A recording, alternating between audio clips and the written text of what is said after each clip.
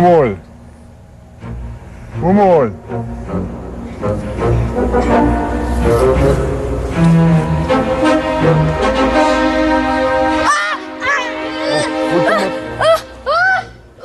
Tulog! Bitawan mo! Itong batang to, hindi ka man lang magpasalamat at nahimasmasan ka. Lola! Hindi po pwedeng ganyan na kayo. Kailangan nyo na po bumalik sa dati.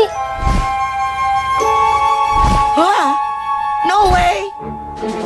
Yung nga, ngayon pa na nakuha na namin ang gusto namin. Sarap-sarap ng buhay ko eh.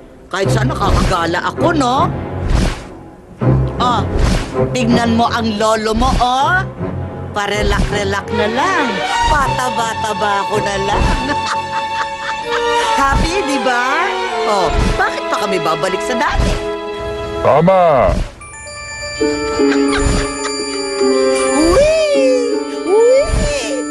Pagawa mo ako ng tabako. Pero mukhang may iba pang dapat problemahin si Moy Moy. Tao po!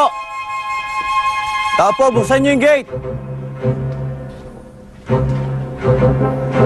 Tatansan mo!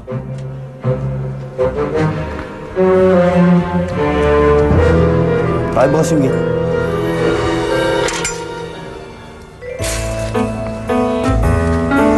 Bakit nang ingay-ingay dito sa lugar namin? Hindi nyo ba alam na bad manners yun? Asan ang lolo mo? Kailangan kong makausap si Tata Anselmo. Tungkol na naman dito sa bahay na bibili nyo. Ang kulit niyo eh. Sinabi niyo nang ayaw ni Lola ibenta. Di tungkol dun sa bahay. Tungkol dun sa kaligtasan ng mga taga-baryo. Dahil merong impacto dito sa lupain niya na hindi niya sinasabi. Ano? Anong impacto? Meron ako nakitang manananggal dito. Dito nang galing. Muntik na nga ako makain eh. Ikaw? Kakainin? Eh, hindi naman kumakain ng dinuguan sa Lola eh. Ayaw niya nga yun eh. Paano ko naman kakainin? Ano sabi niya? Ha? Ano sinabi? Wala yun. Wala. Alimutan mo na yun. Basta ito ang kinakailangan malaman ng lolo mo. Ha? Kailangan niya mapatunayan sa mga taga-baryo na wala siyang kinalaman sa impaktong naninirahan dito sa lupain niya. Kung di, mapipilitan kami paalisin siya sa lugar na ito. Teka, bakit ba napaka-uway mo? Di ba tiga Maynila ka? Di ka naman tiga dito eh. Kaligtasan ng mga taga-baryo ito ang habol ko. Habol mo ang lupa at bahay ng lolo ko. Sabihin mo sa lolo mo na kailangan niya magpakita sa akin o sa mga otoridad. Kinakailangan malaman ng mga taga-baryo ito ang panganib na nalalapit sa buhay nila, ha? May manananggal doon na nakita si Aling Mitring. Lumipad sa ibabaw ng bahay niya. Kailangan mag-ingat tayo. Eh, paano nga? Nakita ni Metring ang impacto nito sa gitna ng katanghalian. Paano tayo mag-iingat kung naglalakbay pa rin ang impacto nito? Kahit araw na. Anong ginagawa ninyo para maprotektahan kami laban sa manananggal? Paano ang mga anak namin? Buntis ang asawa ko.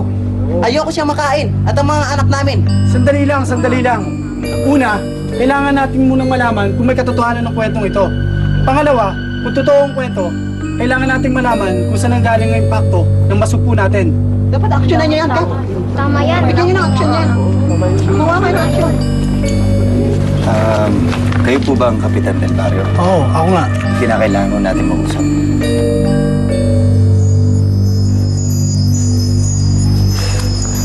Wala namang app para sa magical antidote.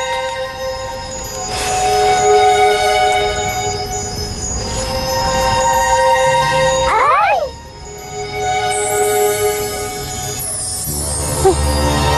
Ikaw na naman paro-paro ka? Kulit-kulit mo ah! Alis ka na nga! Alis! Alis ka na!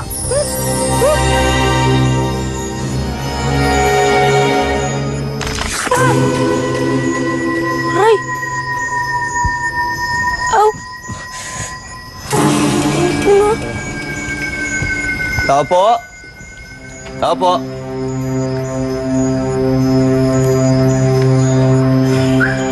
Pwede ba kami tumuloy?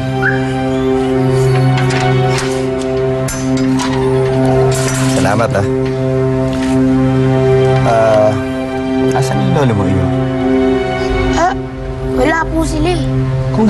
Asa sila? Kasi, nagpakasyon sila. Ganun ba ibig mo sabihin, Iho? Iniiwan ka nila rito ng nag-iisa nang hindi ka man lang pinababantayan? Ay, hindi. Mabait naman sila. Nakakatanggap kami ng reklamo na may mga halimaw sa bayan.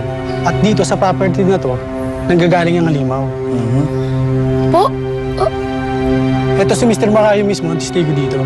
Dahil saksi siya sa nangyayari. Eh, interesado lang naman yung mamang yan dito sa lupang ito eh. Kaya niya sinisirian si lolo't lola. Kung gayon, papuntay mo na lang si Tata Anselmo mo sa bayan.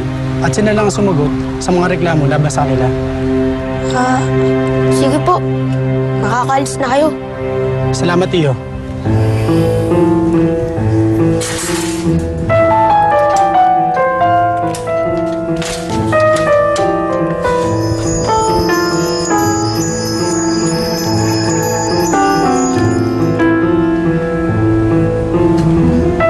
Sa ayaw at sa gusto ng dalawang matandang yan. Dapat makuha ko tulupan to.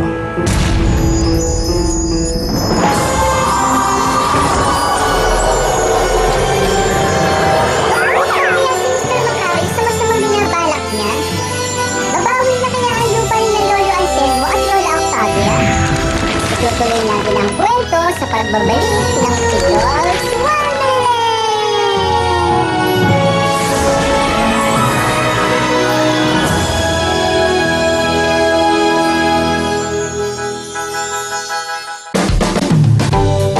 Don't go away, magbabalik ang Pidol's Wonderland dito sa TV5.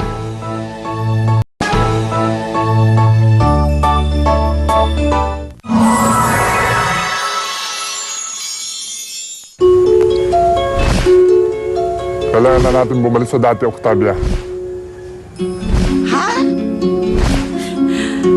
Paano naman tayong babalik sa dati? Ang mundo.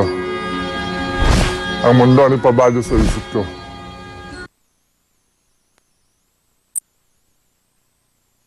Paraan. Pero hindi dapat manatiling alaala. Kaso saan ba't kailangan pa rin natin harapin ang ating mga responsibilidad ngayon. Ay nako, kung ikaw ay papasok dun sa hardin mo at maapakan mo yung mga halaman, patay ang mga halaman dahil sa laki ng paa mo. At isa pa, baka mamaya may makakitang mga taga-baryo. Eh, lagot! Lagot ka!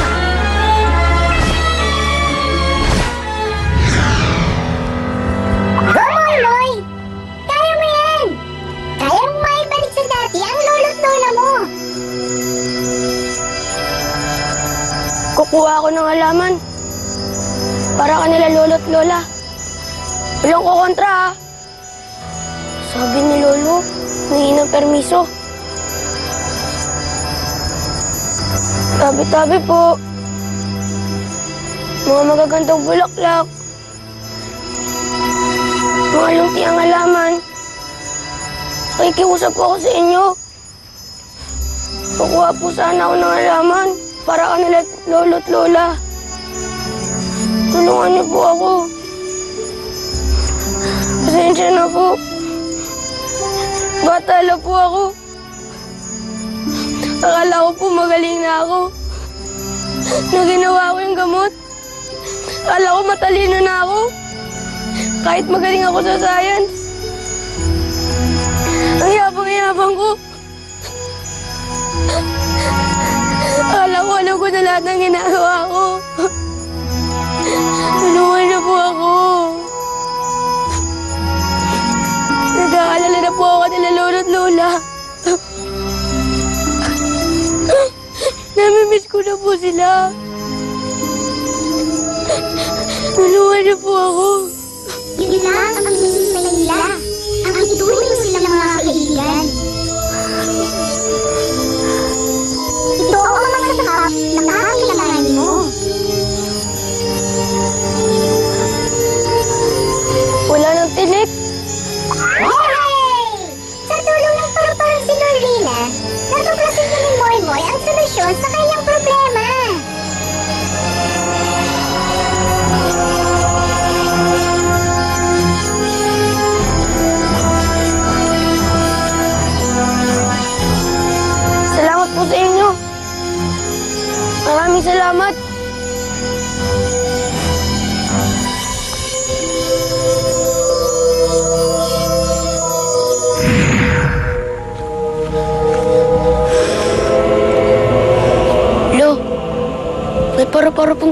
sa akin sa garden.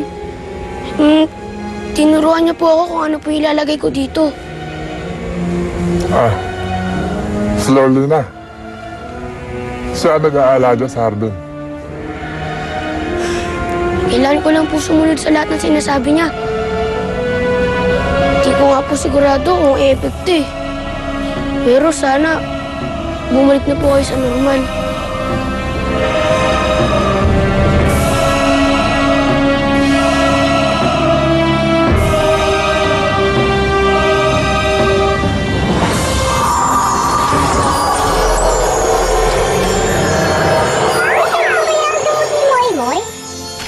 Alamin natin sa pagbabalik ng Pidol's Wonderland!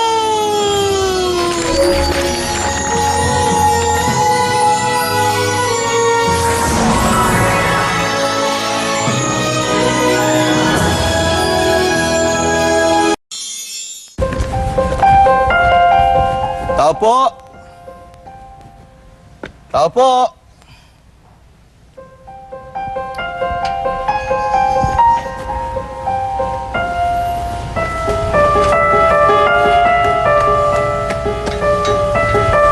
Asan na si Tata Anselmo?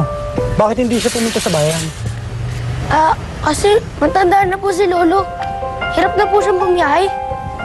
Kaya nga minabuti namin na kami nang pumunta dito para mas makapag-usap ng masinsinan. Asan ang lolo mo? Baka naman tinatago mo lolo mo dahil mayroon siyang kondisyon sa'yo na hindi namin po pwede makita. Ganun ba? Hoy! Anong kondisyon ang sinasabi mo, ha? Anong kondisyon yun? Oh. Makita nyo na nga, oh. Hirap na kaming humarap sa bisita dahil matatanda na kami. Tapos bubulabugin nyo pa kami. Pero sandali, ang akala ko kasi... Mr. Macario, kung kinukulit ninyo kami tungkol doon sa lupa na gusto nyo mabili, eh dinaramdam ko sabihin sa inyo na itong lupa namin, eh hindi namin ito pinagbibili. Hindi kami interesado sa inyo. Hindi ko po alam ang tungkol sa alok-alok na yan, Tata Anselmo. Pero naparito po ako dahil may reklamo na may halimaw sa lupa niyo. Halimaw? Ba? Abay, malaya kayo na tignan mabuti itong bahay at lupa. Tignan ko kung meron kayong makikitang halimaw. At anong akala nyo sa amin? Mga halimaw kami? Huwag ka magkakamali ng pagsasalita at baka ikaw masapok ko. Kapitan, sandali. Kapitan, sandali. Saan ka kita? Matagal na silang naninirahan dito. At tayo kung sayangin ang panahon ko. Mauna na ako, Mr. Macario. Pero sandali, Kapitan. Hindi nyo man lang ba inspeksyonin yung buong bahay? Di na. Kapitan! Mr. Macario! Gusto niyo po munang uminom? Mukhang mahal po kayo eh. Oo nga naman, Mr. Macario. Mukhang malayo pa ang pinanggalingan ninyo. Salamat, ah. Sige po. Pagpasensyaan nyo na ho at wala naman ho talaga akong intensyon na magkaroon tayo ng problema. Ang akin lang ho, maayos na usapan sana at kaya sana huwag niyong mamasamain ang pagpunta namin dito. Maraming salamat ho dito at nauhaw na rin ho. Sige.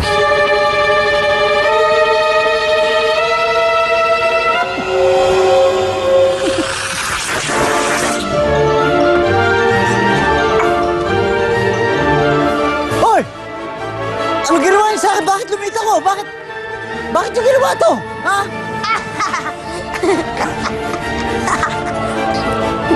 Dahan-dahan na rin, eh? Alam mo, meron kaming na-discovering gamot na ginawa ng apo ko. Na pag yung gamot na yan ay nainom mo, lalabas ang nilalaman ng puso mo. At ang gamot na yon, angkop sa taong makitid ang isip at ang puso gabutin. Oh. Kayo talaga matatanda kayo! Babalikan ko kayo! Tandaan niyo yan!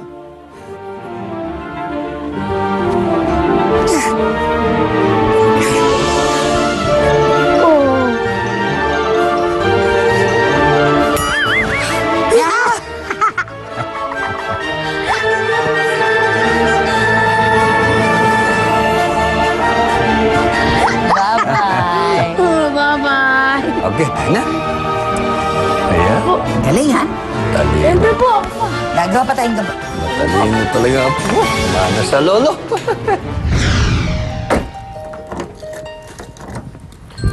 Moy! Moy! Ayan! Basta ka na? Ano? Saan yung mga lolo't lola mo? Andun po. Tay! Tay, dito na po ako. May bago na po kayong kasama dito sa bahay. Si Rico. Dahan-dahan ka. Baka madulas ka, ha? Yan. Basta na po. God bless, God bless. Oh, kamusta na po kayo, Nay? Abay, nakikita mo. Ang gaano kalakas yan, ha? Anak Oh, ka. ang tuhod. Oh. dahan-dahan. Lakas na pala eh. Siyempre, ang gusto ko lang naman kasi ako lang ang maging reyna ng itay mo. Milagro, Nay. Parang hindi po kayo masungit ngayon, ha? Bakit? Gusto mo ako magsulit? Lola! Magsusungit Hindi po, ako. hindi po. Okay na po kayong ganyan. Okay na po yan. Kaya, yun naman pala, maganda na pala yung pakiramdam nyo eh. Oo. Kailangan bang kayo lumakad na talaga, ha? Ay, opo, mahirap na pong abutan ng dilim sa kalye. Bagay. Paano, Moy? Paano na kay lolo't lola? Sige po. Yeah. Oh, mag-aaral mabuti, ha? Sige. God bless. Oh, Rico. Huwag nalilimutan Ang magdasal, pagmamaneho, ha? Opo, mag-ingat Pag-ingat. Bye-bye po, Sige po. Lola. Sige. Bye po, Lo. Ingat kayo. Kunin ko na yung gamit mo, Sige Moy. po. Sige. Ingat po kayo dito, ha? Ha? Pwede ikaw, ha? Napakabait Po. ka. O, sige, Rico. Sige po. Okay. Kailangan mo sumunod sa lahat ng utos ni Lolo. Tapos, kita mo yung mga halaman na yan.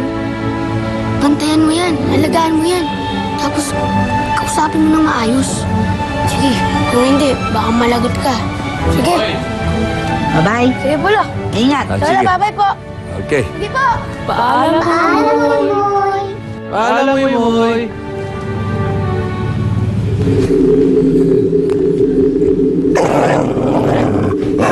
Opo, akin na po.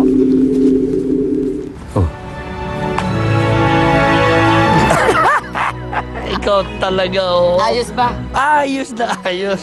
Ikaw ang aking reyna.